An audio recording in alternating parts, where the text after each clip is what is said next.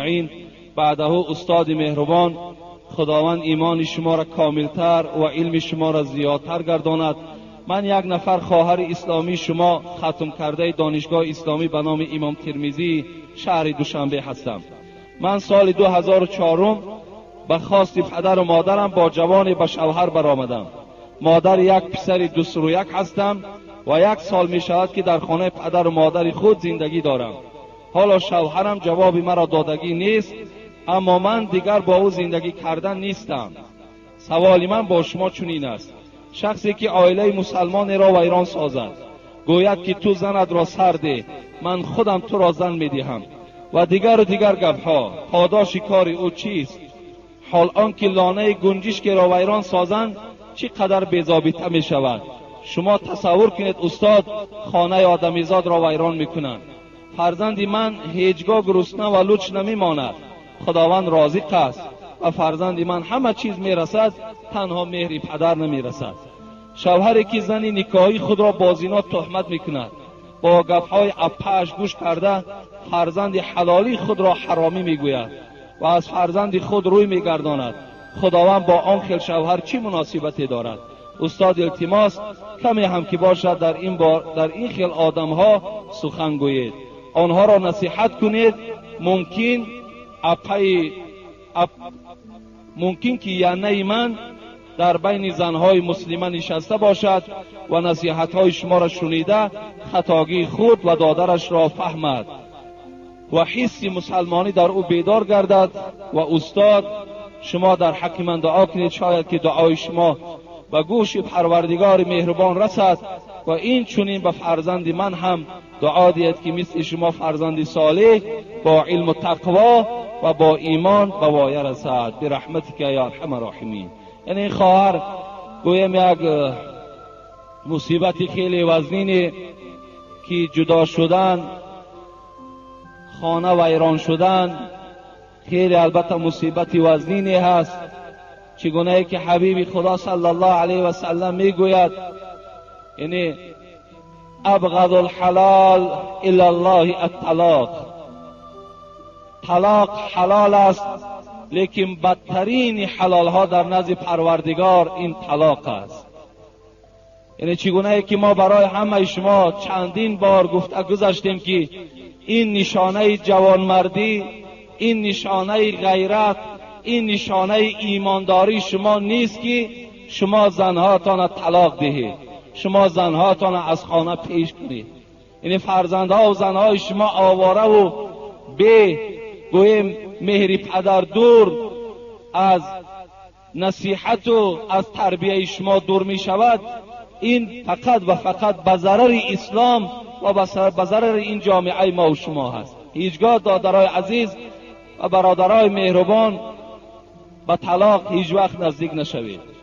و این شخصی که زن خدا تهمت میکند و میگوید فرزند تو حرامی است و تو مثال زناکار و دیگر هستی، حبیب خدا یک حدیثی دارد: اجتنبوا سبع الموبقات.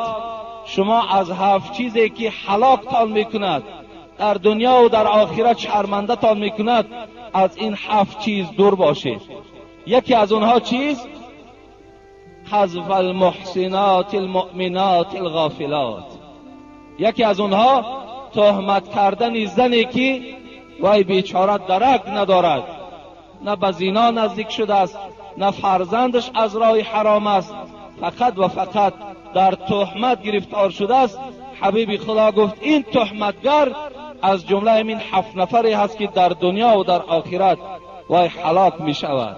وای در پیشگاه پروردگارش برای این جنایتی صادر کردهش، برای این تهمتی کردگیش البته جواب می گوید. لیکن گویم آن اپایی که یا دادری که یعنی با این کار دست دادن، از زن جدا شدن، من برای تو زن می دهم، تو را صاحب زن می گردانم، یعنی اینها گویم اینم نشانه ایمانداری نیست، اینم نشانه مسلمانی نیست. مسلمان ها چگونه که من در جمعه گذشته برای شما کمی از مهربانی، کمی از اتفاقی مسلمان ها صحبت کردم، باور کنین این نشانه ایمانداری نیست. حبیب خدا میگوید لا یؤمن احدکم حتی یحب لاخیه ما یحب لنفسه. ایمان ندارد یکی از شما تا زمانی که آن چیزی را که برای خودش دوست می‌دارد برای برادر مسلمانش دوست ندارد. آیا همین اپایی که گوییم این دادر خدا خانه خراب کرد، خانه جدا کرد، آیا وی دوست می‌دارد که خواهر او را داماد اونها به این احوال اندازد؟ آیا دوست می‌دارد؟ البته دوست نمی‌دارد. مادامی که خانه ویرانی خواهر خودت را دوست نمی‌داری، باید خانه ویرانی دختر همسایه را برای خودت روا نبینی. این نشانه ایمانداری ما و شما است. این غمخواری است. باور کن این دشمنی است، این کینه است، این حسد است، این بدبختی است که ما و شما نسبت کلین و نسبت گویم دختر مردم و ما و شما گویم دختر همسایه است، دختر عمکمان است، دختر یگان برادر مسلمانمان است. این گونه گویم عملها را وقتی که ما و شما جاری میگردانیم، این نشانه بی ایمانی و ضعیف ایمانی ما و شما را نشان میدهد. بسیار نیک می شود که اگر همون اپه است، دادر است، وقتی اگر صحبت ما را شنود و حیات اینها را برقرار کند، و خدا قسم در نزد پروردگار اجر خیلی جزیل را، یعنی گویم بی نهایت یک اجر کلانی را برخوردار می شود. وقتی که با یک خانه را شما گویم که چیکار میکنین؟ باز پیوست میکنین. در اسلام دروغ گفتن حرام است، لیکن برای یک زندگی را برقرار کردن باور کنین حبیب خدا اجازت میده که دروغ گوید تا که زندگی یک زن و یک مرد یک جایه شود. حال آنکه خداوند ویل برای کاذبان، ویل برای دروغگویان خوانده است. دروغگو را حبیب خدا منافق گفته است، لیکن در حالت برقرار کردن یک زندگی اسلام رخصت میدهد که شما دروغ استفاده برید. برای همین اگر این خواهر است، این اپه است، اگر این زندگی را برقرار کند، انشاءالله در نزد خدا ثواب خیلی کلان میگیرد.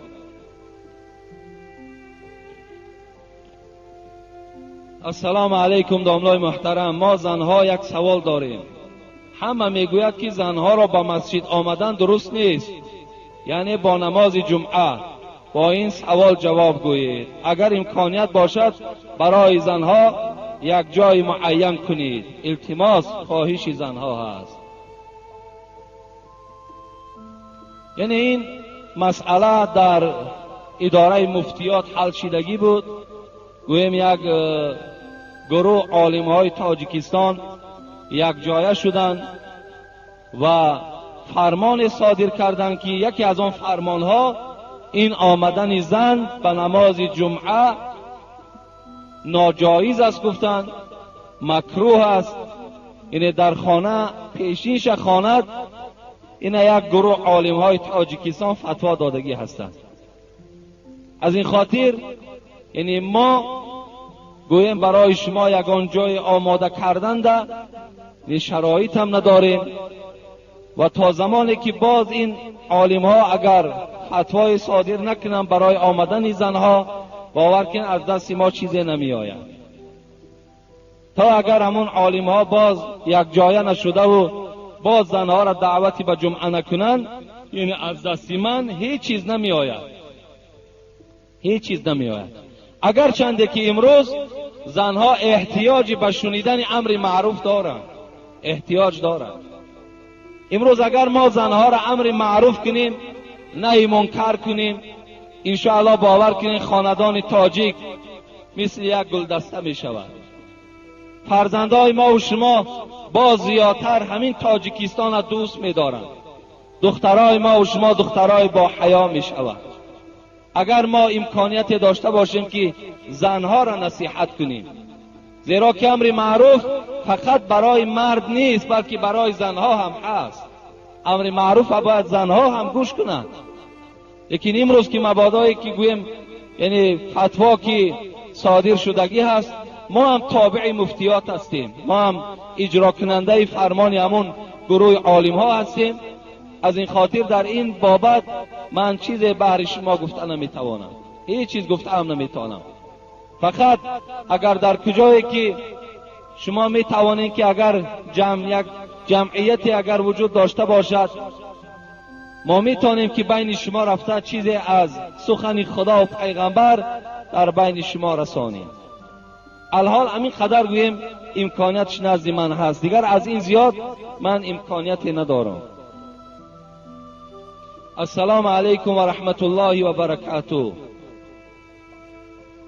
الحال مادرای که گویم که صحبت مرا انشاءالله می شنوند، از اونا الحال گویم خواهش من همین است که همون زن انصاری، همون زنی که از مدینه نزد حبیب خدا آمد و گفت ای حبیب خدا، مردها نماز جمعه می روند، مردها نماز جماعت می روند، مردها نماز گویم عید می روند، مردها عیادت بیمار می روند، این قدر ثوابهای زیاد اونها صاحب می شوند.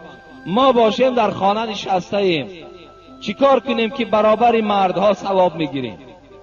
حبیب خدا به جانب مردمی که در اطرافش نشسته بود گفت آیا این گونه سوالی که این زن داد از دیگر زن شنیده بودین یا نه؟ گفتن نه نشنیدیم.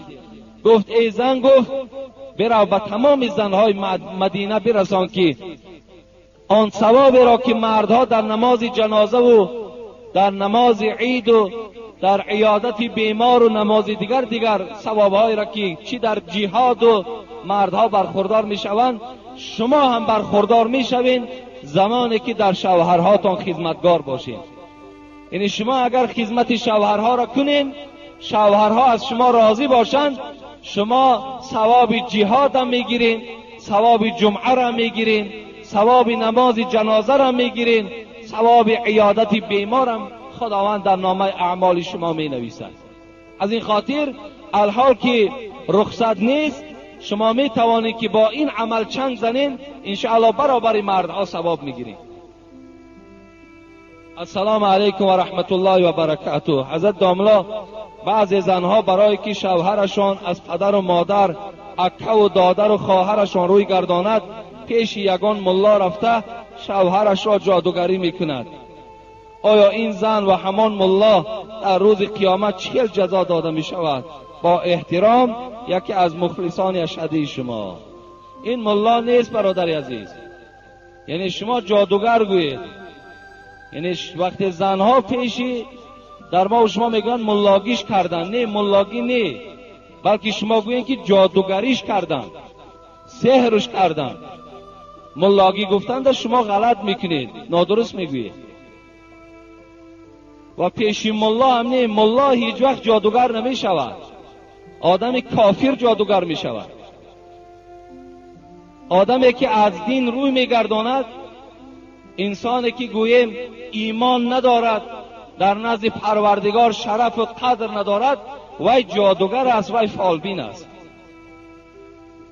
حدیث های رسول اکرم صلی الله علیه و سلم به سمع شما می رسانم، باز گوش اندازین. این مسئله مهم است. اگرچه امروز در کولاب خدا را شکر که قریب کی نیست، لیکن در پایتخت خیلی زیاد است. فالبین ها و جادوگرها، مردم به آنها خیلی اعتقاد دارند و بسیار مراجعت میکنند. گوش میاندازیم که پیشوای ما معلم حبیب خدا به شما چی وظیفه میدهد، چی دستور میدهد. اگر این حکم حبیب خدا را شما ترک سازید یا اهمیت ندادین، شما در نزد پروردگارتان عاصی و گناهکار هستید. همون حدیثی که الحال خواندم، اجتنبوا سبع الموبقات، 7 طایفه که در دنیا و در آخرت هلاک شدن، شرمنده‌اند، در خجالتند. یکمش کسی است که شریکی در پروردگار میارد، دویمش جادوگر است. دویم نفرش جادوگر است، کسی که در دنیا علم جادو را می آموزد یا علم جادو را با کسی تعلیم می دهد، یا با طریق جادو گویم دلگرمی و دلخنکی و دیگر عملها را انجام می دهد. من اتا عرافا فسأله عن شیء فصدقه لم تقبل له صلاة 40 لیله. این حدیث امام مسلم است. حبیب خدا میگوید کسی پیش یک فالبین میرود و آن چیزی که فالبین میگوید این کس میگوید که راست گفتی. همین کلمه راست گفتیش حبیب خدا گفت که 40 روزه عبادتت از نامه اعمالت خط زده شد. 40 روزه نماز، یک کلمه که گفتی راست گفتی، 40 روز نمازت محروم شدی. میدانی نمازت این برای تو در روز قیامت دستگیر است. تو دستگیری خودت، یاردمچی خودت کرک کردی، نابود کردی. من اتی عرافا او کاهنا فصدقوا بما یقول فقد کفر بما انزل علی محمد صلی الله علیه و سلم. کسی که پیش یک جادوگر می رود، کسی پیش یک آدمی که غیب گپ میزند می رود، کسی پیش یک فالبین می رود و تصدیق میکند آن چیزی که وی میگوید، حبیب خدا گفت فقط کفر بما انزل علی محمد، شما به قرآنی که بر محمد نازل شده از کافر شدید. کسی که پیش فالبین یا پیش جادوگر می رود. ان عایشه، این حدیث متفق علیه است، سأل رسول الله صلی الله علیه و سلم اناس من الکهان، یک گروه مردم پیش حبیب خدا آمدن. عایشه میگوید، مادر مانزن رسول اکرم، دختر ابوبکر صدیق، میگوید من گوش داشتم نزد حبیب خدا بدم. گفتن که ای حبیب خدا در حق همین جادوگرها چی میگویی؟ از جادوگرها پرسیدند. لیسو بشیء، حبیب خدا گفت جادوگرها این چیزی نیستن. گفت یعنی هیچ چیز نیستن. گفت اینا. فقالوا یا رسول الله، این مردم گفت ای حبیب خدا انهم یحدثون احیانا بشیء فیکون حقا. ای حبیب خدا گفت اونها را گوش انداز، بعضی وقتا چیزایی میگویند که حق است، بعضی چیزهایی را پیشکی میگویند که حقیقت دارد. رسول اکرم چی گفتند؟ فقال رسول الله صلی الله علیه و سلم تلك الكلمة من الحق يختفوها الجني فیقرها فی اذون ولیه.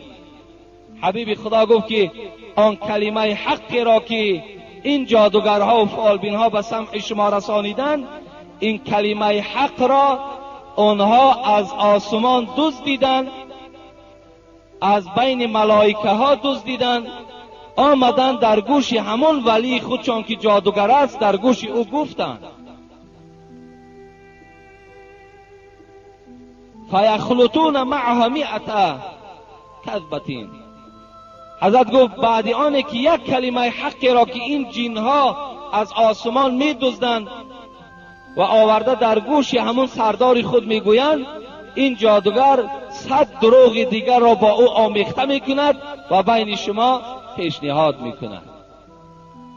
در روایت بخاری است که عایشه روایت می کند، می گوید جنها نزد ابر می روند، تا نزدیکی ابر می روند، آن صداهایی که در آسمان، آن واقعه هایی که در آینده رخ می دهد جنها گوش می کنند و اونها را گرفته آورده در همین جادوگر و فالبین هایی که اونها یار شیدگی هستند در گوش اونها می رساند و اونها به شما می رسانند. شما می گوید حق می گوید.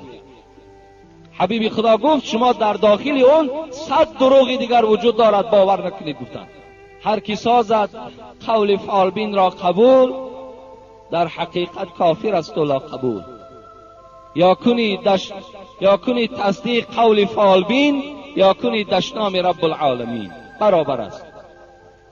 بسیار گناهی وزنین است. دادرای عزیز هیچ وقت به اینها تکیه نکنید. اونا آدمای جینی هستند، اونا جین دارند. اونها را باید که دعاخوانها دعا خوانند. اونا گویم باور که در این جامعه ما بی‌نهایت ضرر کلان میرسانند. کسی که پیش اونها میرود اون را هم صاحب جین میگردانند. یعنی کسل‌های دیوانه کسل و هر گونه کسل‌هایی که خیالی میشوند همش از حساب همون جادوگر و فالبین هاست که لشکرهای زیاد دارن، کسی با آنها مراجعت میکند اون هم الکی در چند جین او گرفتار میشود. هیچ وقت با آنها نزدیک نشوید، از آنها باور هم ندارید، از آنها هیچ فایده ای نیست. و همان زنهایی که میخواهند شوهرهاشان دوستشان دارند، آخر از دست فالبین چی می آید؟ از دست جادوگر چی می آید؟ تو خدمت شوهر کن، شوهر از تو راضی می شود. و تو در دنیا به واسطه جادوگر مثال گویم دلی او را گرم میکنی، و در قبر در آخرت در نزد پروردگار چی میگوی؟ حبیب خدا میگد ایما امراتین ماتت و زوجها عنها راض دخلت الجنه.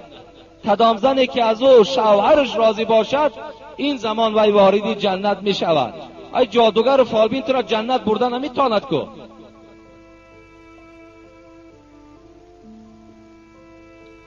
دزدانی که در بازارها پول دزدی میکنند، خداوند با آنها چگونه عمل میکرده باشد؟ التماس جوابش را منتظرند. ای مال یک برادر تا دزدی کردن، گویم یک برادر مسلمان تا ضرر رسانیدن، آیا چی فایده دارد؟ همون حدیثی که اتدرون من المفلس، حبیب خدا گفت ای صحابه ها میدانید مفلس کیست؟ قالوا المفلس فینا من لا درهم له ولا دینار له. مفلس گفت بله ای حبیب خدا، کسی است که پول ندارد، مال ندارد، این مفلس میگویند. گفت نه، گفت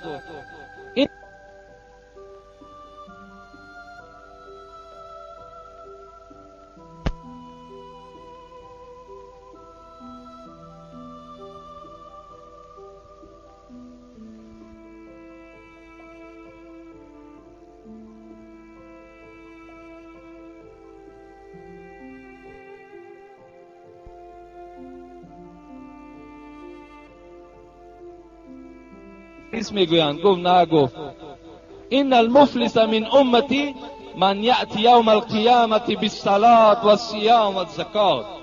حبیب خدا گفت مفلس کسی است که در روز قیامت نماز دارد، روزه دارد، زکات دارد. خب لیکن وای راست میکنن همین نمازخانه و یأتی قد شتم هذا. یک کس می آید و پروردگار می گوید ای الله، همین شخصی که نماز می خواند، زکات می داد، روزه می گرفت، همین آدم در دنیا مرا دشنام دادگی هست و اکل مال هذا. دیگرش می آید می گوید ای پروردگار، انا همین شخص در دنیا پول مرا دزدیدگی بود. فیعطى هذا من حسناته و هذا من حسنات. اینجا چند گروه می آید. گروهی می آید که میگوید مرا در دنیا کشتگی است، گروهی می آید میگوید مرا در دنیا تهمت کردگی است و این گونه. الله در آخر چیکار میکند؟ از حسنات این آدم نمازخوان و زکات دهنده حسناتش میگیرد و در این انسانایی که در دنیا گویم جبر از دست این دیده بودن، در دست اینها میدهد. وقتی که نیکی این آدم که تمام شد، الله امر میکرد که باید دوزخ بره. این انسانی که در دنیا اگر گوییم مال دزدی میکند، یک برادرش تهمت میکند، یک آدم در ظلم میکند، یقین داند که در روز قیامت از حسناتش گرفته میشود و با این شخصانی که در دنیا آزار داده بود داده میشود. السلام علیکم داملای شیرین سخن. من از شما خواهش میکنم که با این سوال ما جواب دهید. میگویند که اگر دستت سیخ زند یا اینکه در انگشتت ریسک باشد، در دستت پول می آید. اینها در اسلام هستند یا نه؟ و باز میگویند که اگر پایت سیخ زند بر خانه‌ات مهمان می آید. اینها درست است یا نه؟ التماس با این سوال ما جواب دهید. ما یک گروه مخلصان شما اینا هستند. در مردم ما و شما دست سیخ میزند یا پای سیخ میزند مهمان می آید یا که دیگر، یا در ناخن‌های ما و شما یک سفیدی پیدا می شود، میگویند که این ریسک است. اینا خرافاتند. خرافات شاید شما ندانید خرافات چیست. خرافات معنای خرافات چیست؟ گپ بیهوده. گپ بیهوده را خرافات میگویند، یا عقیده یا مفهومی که بی اساس است، هیچ پایه علمی ندارد، این خرافات میگویند. در ما و شما خرافات خیلی زیاد است، خیلی خیلی زیاد است. حتی در روز جمعه مثال زنها را غسل نکنید، یا اینکه خفاوه نکنید، یا در چایهامان یک شمه میبینن مهمان است فلان فلان گفته، اینا همه خرافات هستند. اینا در باور نکنید، همه این دروغ است. ان الله هو الرزاق ذو القوة المتین. الله میگه من رزق میدهم، اگر همین ناخونت پوری سفیدی کی شود، اگر من رزقت ندهم این به این رزق پیدا نمی شود. این دروغ است. اینا معنا ندارد، اینا در هیچ وقت باور نکنید.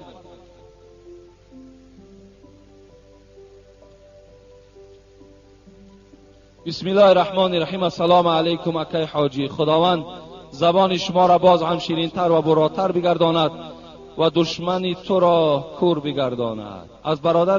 از برادر شما یک سوال.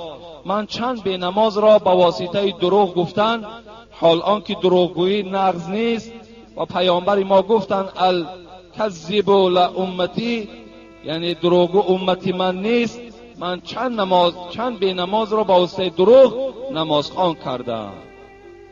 این کار کرده من درست است یا این حدیث پیامبر محمد صلی الله علیه و سلم مرا در فکر ماند؟ التماس اکای حاجی جواب این سوال مرا خوب میشد که پره به ما میگفتید. خدا شما را نگه دارد. برادر عزیز، در اسلام دروغ گفتن حرام است. چگونه که چندین حدیث ها را ما در باب 5 صفت مؤمن برای شما گفته بودم که حتی حبیب خدا گفتند که از برای پیغمبر گفتند آیا مؤمن ترسانچک می شود؟ گفتند بله مؤمن ترسانچک می شود. گفتند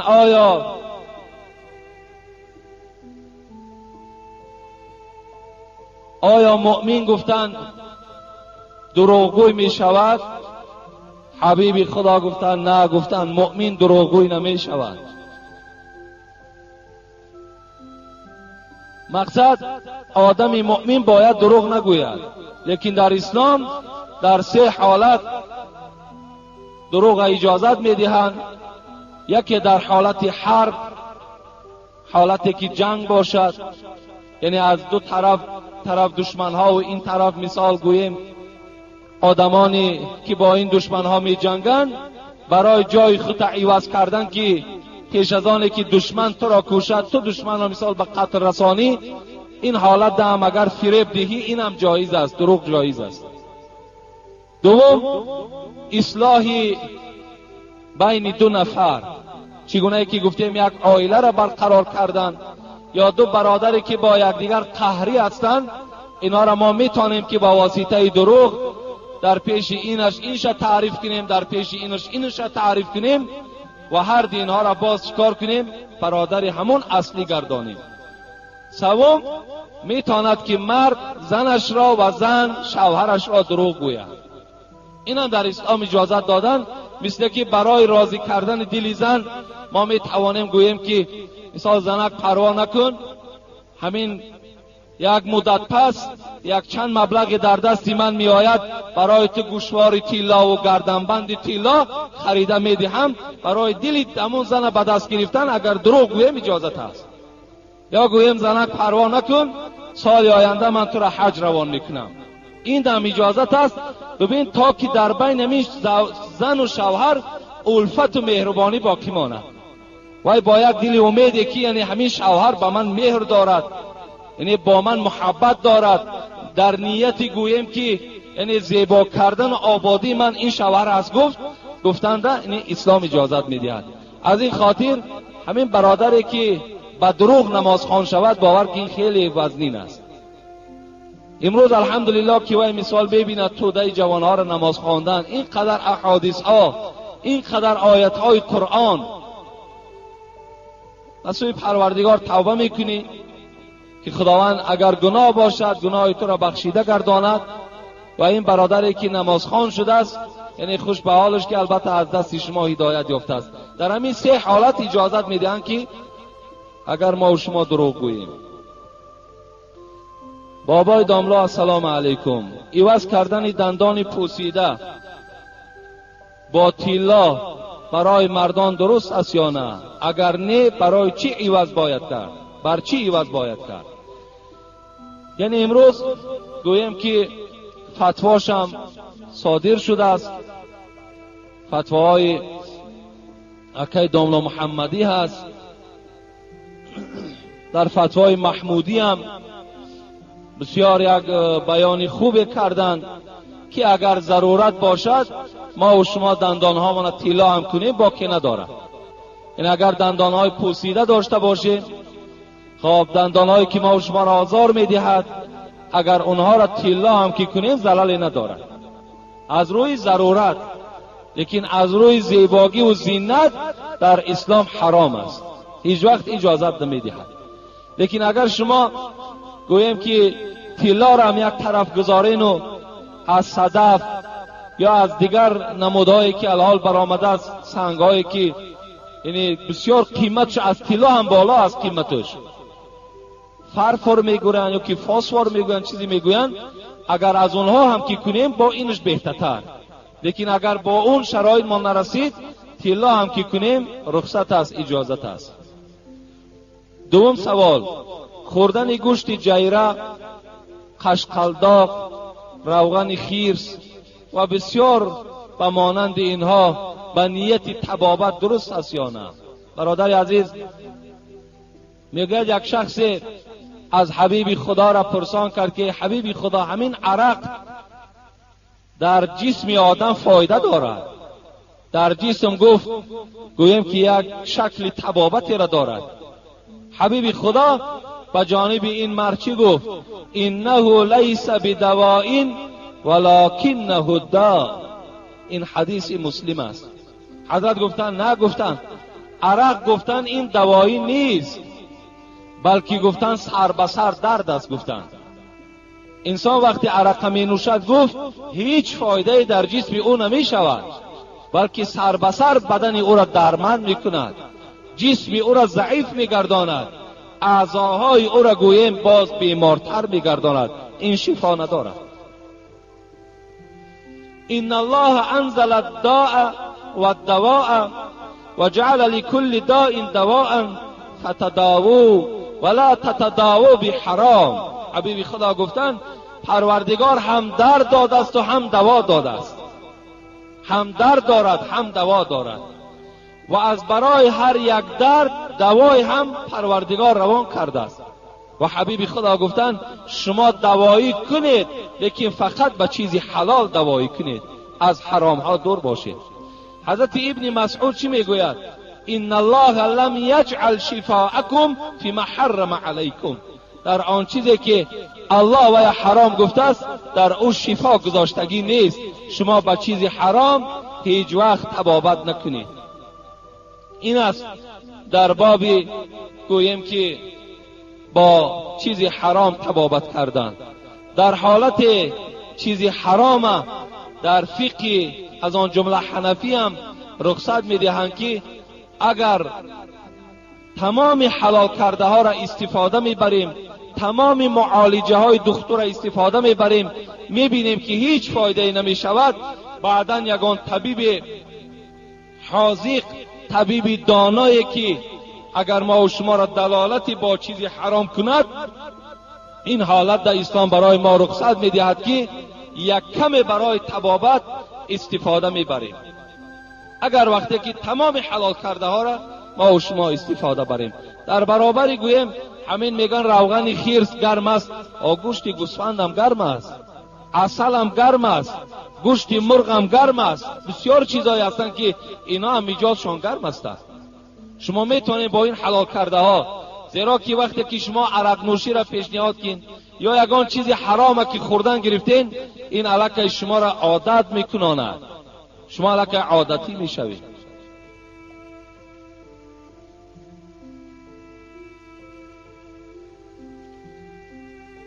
من گفتم مکتوب ها را خیلی کم نویسید، بسیار دراز می نویسند، تمام ترجمه شو می نویسند بعدش. بسم الله الرحمن الرحیم. ز بسم الله بگشادم دری راز، ثنای ذاتی بیچون کردم آغاز. السلام علیکم داملای شیرین سخن، ببخشید یگان میده وقتتان را گرفته، از شما یک دو جواب انیق را گرفتنی من یک زن گناهگارم. داملای شیرین سخن، کسیته های شما را قریب که همه اشان را گوش کردم و باز من بسیارتر کتاب های دررة الواعظین و قصص الانبیا را میخوانم. باز من این قدر گناه بسیار میکنم. داملای مهربان، شما درباره پدر و مادر و شوهر را چخیل باید حرمت کردن بسیار سخن گفتید. من باشم از خدا می ترسم که من شوهرم را نزدیده یکدیگر را گرفتیم و پدر و مادرم را از برای این شوهر شده آنقدر حرمتم نمی کردم. من را حاضر که عذاب و در میان ما که یکدیگر فهمی نیست عذاب می دهد. من باشم سرسختی را گرفته در زبانم اقلا یک مراتبه نمی آید که از آنها بخشش پرسم. از پدر و مادرش ده برای خاطر شوهرش ده، شوهر احترام میکند، یکدیگر را نقض دیدن خب و با پدر و مادر ملال شدن. حتی میگوید که زبانم نمیگردد که از پدر و مادرم بخشش طلب کنم، ولی شوهرم را چلی که گوید حرمت میکنم، اما او باشد از من ناراضگی همه وقته بیان میکند و این مخلص شما هست، اما با گفته هایتان نمیکند. با سخنهای قبیح دلم را سخت‌تر گردانیده است که من نماز 5 وقته را با غم و اندوه و گپ‌های ناراحت او خوانده فراموشم میآید. این باشد باز یک گناهی من است. وی باشد دختربازی کرده مرا پس میزند. من باشم دو چشم بینا، دو گوشی شنوا، شکرانه همه رساگی را دارایم و یک پسر هم دارم. وقتی که او بسیار از حد گپ‌های هرخیله میگوید ممکن گپش را میگردانم. چه جای دروغ؟ او مرا مجبور میکند که گپ گردانم. داملای شیرین بیان، از شما خواهش دارم دعای شما در نزد یزدان پاک قبول میگردد. در حق من دعای خیر کنید و من صبر جمیل دهد از شر شیطان ظالم، از بدیهای نفس اماره خدا مرا نگاه دارد. خب التجا دارم باز یک بار دیگر به من مصلحت دهید که من چخیل حرمت شوهرم را کنم. از خدا می ترسم که در قطار روسیاهان نباشم. من آنقدر دختری با صبر نبودم. از وقتی که کسیته ها را کشاده گوش کردم خیلی هم با صبر شدم. در آخر به شما گفتنی هستم که خداوند صف شما را زیاد بگرداند. یعنی البته حرمت شوهر برای هر یک زن فرض است، لیکن حرمت پدر و مادرم از همه ضرور است. این معنای را ندارد که خواهرای عزیز شما احترام شوهر را کنین و پدر و مادر از شما ملال باشند. اون چگونه زبان است که برای بخشش طلب کردن نزد پدر و مادر خودت کشاده نمی شود.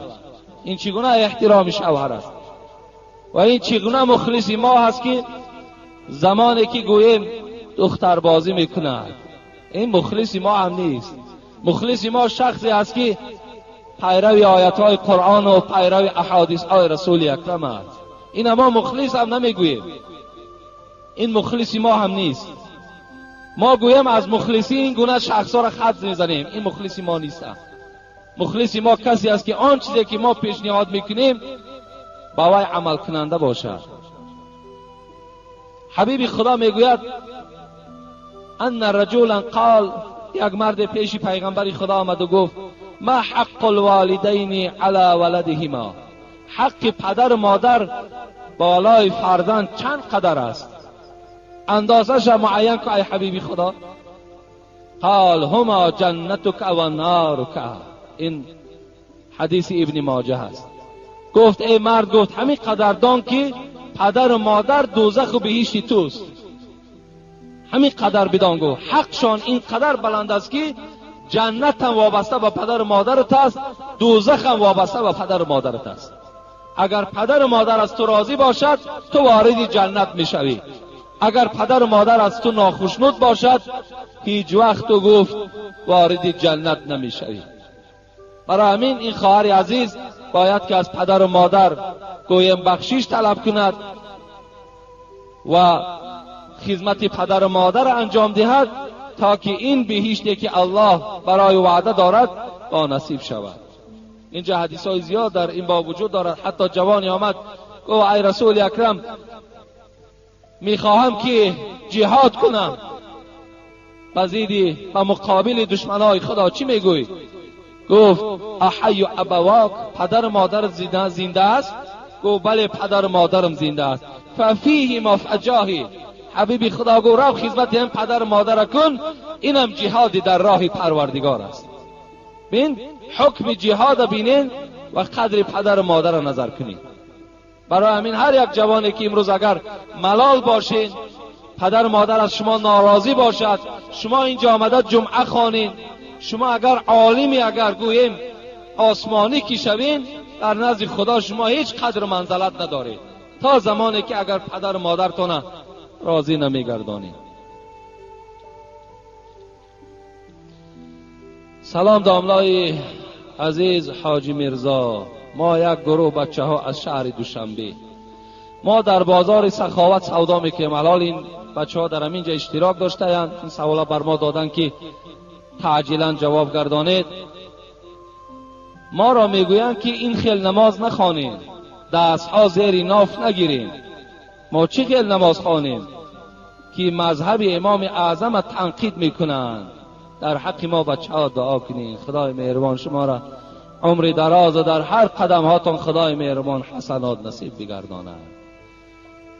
این سوال در اینجا چند تا هست؟ 3-4 سوال است فقط در همین باب که یک گروه جوان ها ما را میگویند که زیر ناف دست هاتون نگیرید و اونها به حضرت امام ابو حنیفه هر سخنهای قبیح میگویند.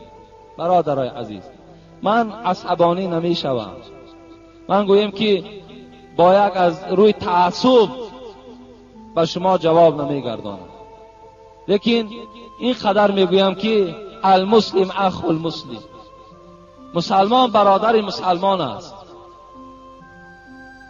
لا یظلموه ولا یحقروه، مسلمان باید برادرش تحقیر نکند، مسلمان باید برادرش در دروغ نگوید، مسلمان باید مسلمان را در یک دشمن تسلیم نکند، مسلمان باید نسبت یک برادر حسد نداشته باشد، مسلمان باید نسبت یک برادرش کینه نداشته باشد.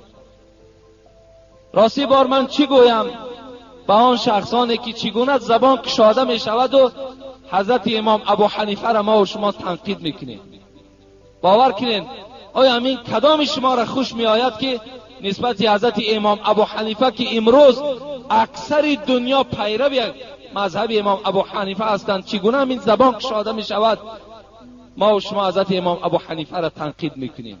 آیا حقوق داریم؟ همینده نداریم حقوق، هیچگاه حقوق نداریم. باور که همون جوانایی که برادر عزیز ابو حنیفه را تنقید میکنند همونها خودشان گمراه هستند، خودشان به عقل هستند، خودشان باور کنین اونها سلفی نیستند، اونها گمراه هستند. نگذارین برادرای عزیز، نگذارین که اونها در پیش شما این امامی که دنیا و اعتراف میکند میشناسد اونها تنقید کنند. شما اگر گوش اندازین در گوش کردنش گناهکار میشین، به خدا قسم. گوش کردنش ده وقتی یک آدمی عادی را گوییم، یک برادری که تماما سواد ندارد، خط ندارد، وقتی شما غیبت میکنید گناهکار میشوید. پس یک امامی که گوییم مجتهد است، اینقدر گوییم کتاب ها و مسئله ها را برای ما و شما کتابت کردن، چگونه در غیبت او ما و شما گناهکار نمیشیم؟ محترم اکای حاجی میرزا، یک نفر مخلص شما از ناحیه کلخازآباد، زبیدالله، اینم الحال آمده است، سوالای تعجیلی به دست جوابشان میگردانیم. احترامانه از شما خواهش میکنم با این سوالی من جواب گردید. یک شخص یک پیاله عرق نوشید و از هوش بیگانه نشده باشد، نماز خواندن او درست است یا نه؟ برادر عزیز، میتونه ما سوره مؤمنون تلاوت کنیم، قد افلح المؤمنون الذين هم فی صلاتهم خاشعون.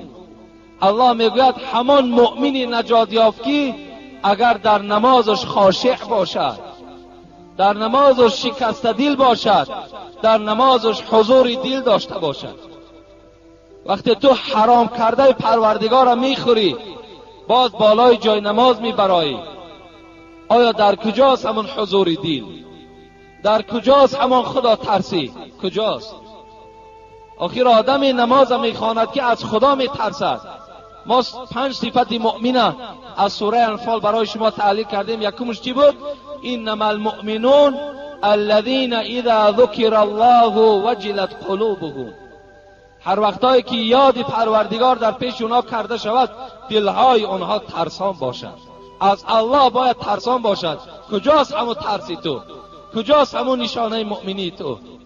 البته این نماز مثل همون حجی که آدم از پول حرام می رود حج میکند، حجش قبول، لیکن از ثواب حج محروم است و هیچ ثوابی نمیگیرد. اگرچه این نماز فقهای ما و شما اگر درست هم که گویند، لیکن هیچ ثوابی ندارد. زیرا طلب الحلال فریضه علی کل مسلم است. حلال طلب کردنش به ذمه همه مسلمان چی است؟ فرض است که ما و شما از وجه حلال و لقمه حلال خوریم. در این جسمی که حرام کرده پروردگار را راه دادیم، حضرت ابوبکر صدیق چی گفت؟ گفت که از حبیب خدا حدیث را شنیدم، کل جسد نبت من الحرام فالنار اولا به. هر جسدی که در او حرام کرده پروردگار در آمد، این جسد روز قیامت عذاب خواهد کشید. برای همین از عذاب پروردگار دور باش. این گونه نماز هم نیست باور کنیم. گفتی شاعر نماز کسری صدق و صفا نیست اگر در کعبه بگذاری روا نیست. اگر نماز از ترس خدا نباشد، نمازی که برای رضاگی خدا نباشد، این نماز اگر در کعبه که بخوانی نمازت نماز نمی شود. حرام خورده سه نماز خوانده سه، زنا کرده سه نماز خوانده سه، دزدی کرده سه نماز خوانده سه. این آخه مسخره کردن در اسلام می شود. دوم، یک شخص ناز کشید و طهارت نکردن نماز خواندن او درست است یا نه؟ همین نازکش کی تعریف کرده است؟ کجاست همه آدمی که همین ناز تعریف میکنه؟ حبیب خدا میگه کفا بالمرء اثما ان یضع من یقود. از روی گناه برای همون نازکش میگوید بسنده است که حق کودکاش در نازخری استفاده برد. اگر همون پولی که در نازکشی و سیگارت کشی اگر ما صرفش کردیم، این حق کودکا است. ما در روی گناه همینش میگد برای شما بسنده است. اگر ناز کشیدی طهارت کن، سیگارت هم کشیدی طهارت کن. این از روی تقوا هست، این از روی پرهیز است. زیرا حبیب خدا گفتن کسی پیاز میخورد، کسی سیر میخورد، کسی ترب میخورد، کسی پودینه میخورد، با مسجد ما نیاید. زیرا بدن او بوی میکند، ملائکه ها از وجود او میگریزند. وقتی ناس آیا بوی ندارد؟ همین ناس کو همین نزد یک دهن نازکش، یک دهنش تماشا کنیم، باور که دهان نازکش به دهان آدم مانند نیست. مانند نیست. نه دندان حلال است، نه گوشت حلال دارد. یک بار گفته بودیم، بعضی آدم ها گفتن بسیار خوش آمد به مردم، لیکن باز میگویم که آفرین به همون زنی که در پهلوی نازکش خواب است. آفرین باور کنید. انا مولانا میگه باید همون زن اگر فوکش بند خواب کنه درست است. میگه درست است.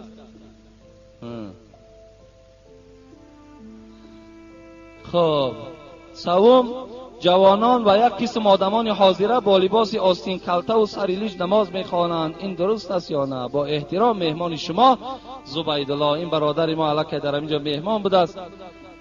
خدای مهربان در هر قدمش حسنات بنویسد. سریلوچ و آستین کلته در مذهب حضرت امام ابو حنیفه گویم کراهیت میگویند و خواندن سریلوچ و آستین کلته را. لیکن اگر ضرورت باشد باکی ندارد. اگر ضرورت باشد. اما و حصر رأسی که عباره مختصر است که این هم در اداره مفتیات همون یک گروه عالم ها یک جایه شدن و درباره سریلیچ و آستین کلته هم همونجا فتوا برآورده بودند. که این از مذهب امام ابو حنیفه نیست. برای همین و حصر و رأسی میگوید، یعنی سر لج نماز خواندن مکروه میگوید، الا تذللا، مگر که از روی ضرورت. یعنی شخصی است که اداره نشین است، کارگر است، میآید سر لیج یا آستین کلته نماز میخواند، اون ما حق نداریم که با اونها مثال سیاست کنیم و اونها را از سر لیج و آستین کلته منع کنیم وقتی که ضرورت باشه. برای همین یک مراجعت دیگر دارم، این است که اگر امروز جوانایی که به مسجد می آیند، خوب می شود که اولا همون یک عرقچینی که هست همون در جیبه هاتون جا کنین. از این قدر ملامت و از این قدر گپی مثال بلند شنیدن و از این قدر کشاکشی که در اطراف همین مسئله هست، بهترین صورت شمینه در همون جیبه هاتون جا کنین. همین مسجد که مسجد که در آمدید بالای سرت بکشش نماز خواندن بگیر. دیگر نه پهلوگیر ملامتت میکند، نه کسی به طرف تو نظر میکند، نه کسی گویم ملا امام دیگر مثال گویم که مورد بحث و محاکمه قرار میدهد. بسیار خوب میشود جوانای عزیز، اون قدر کاری وزنی نیست، اون قدر مشکلات هم ندارد. من یک عرقچین بالای سرت میمانده، برآمدی از سرت بگیر، رفتن بگیر باز. خب و آخر دعوانا ان الحمد لله رب العالمین. اینجا خیلی باز سوالهای مهم و ضروری باقی مانده بود. انشاءالله اگر میبینیم جمعه آینده اگر شود سوال جواب نشود، از همه اینجا برادرای مهمان آمدگی بودند، از ما بسیار خواهش کردند که در باب صبر در مصیبت و صبر از معصیت صحبت کنید که بسیار برای ما مهم است. گفته صبر در مصیبت و صبر از معصیت، این هم خیلی موضوع خوبی هست، موضوع لازمه هست. اگر خدا خواهد کوشش میکنیم که تا جمعه دیگر اگر تیار شویم این موضوع را پیشنهاد میکنیم، این موضوع را صحبت میکنیم. و الا اگر تیار نشدیم سوالای زیاد است، انشاءالله باز سوال جواب میکنیم. در مسئله سرولویچ و آستین کلته فقط پدرای عزیز و بعض برادرها سختگیری سخت نکنید، بسیار سختگیری بد نکنید. اگر میبینیم بعضی جوانها هستن آمدن به مسجد، انشاءالله همون مسجد سر لیچ آمد، همون مسجد که در آمد همونجا ملا امام دارد، موعظه دارد، آهسته آهسته این جوان صاحب تاقی هم میکند، صاحب آستین دراز هم میکند. فقط سراسیمه نشوید، فقط درو ما و شما گویم جنجال و بحث و مناظره و دیگر از مسجد بیرون شو و ای چی کار است گفته و دیگر یعنی همون قباحت و همین سخنهای بد و درشت استفاده نبریم. اول شکر گویم که همین جوان مسجد می آید، خیلی شکرانه کردن در کار، شکرانه کردن در کار که امروز این جوانها در پهلوی همون شخصایی که دزدند، عرق نوشند، در قدر را بیکار و بی نماز نشستگان در قطار اونها نیستند، بلکه آمده در مسجد اشتراک میکنند، این صحبت ما را گوش میاندازند و این صحبت گویم در دل و جان اونها تاثیر میبخشد و این شخص میشود در خانه تو یاردمچی، در خانه تو را و مادرش احترام میکند، با عائلش زندگی خوب میکند. آهسته آهسته همش میشود، فقط ما و شما سراسیمه نشوید، سختگیری بد هم نکنید.